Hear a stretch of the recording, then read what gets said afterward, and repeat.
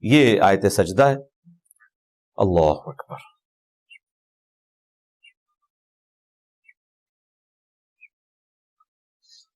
آیت سجدہ کے اوپر یہ ضروری نہیں ہے کہ آپ نے زمین پہ سجدہ کرنا ہے۔ مرزا کا آپ نے یہ نیا فتویٰ، نیا طریقہ دیکھا سجدہ تلاوت کا کہ کمر کو جھکائے بغیر صرف گردن کو جھکانے سے سجدے کی ادائیگی۔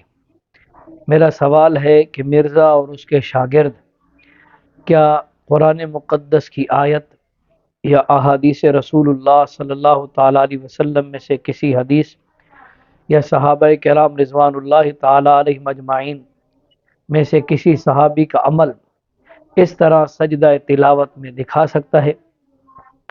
اور یہ کیونکہ نیا مجتہد ہے اور نیا فتوے مشہور ہونے کے لیے ہوتا ہے، تو بہرحال گردن کو صرف جھکانے سے، جس طرح اس نے سجدہ کیا، آپ دیکھیں کہ کمر کو جھکائے بغیر گردن جھکانے سے سجدہ کہتا ہے اس طرح ادا ہو جاتا ہے، یہ بالکل بھی اس طرح ادا نہیں ہوتا۔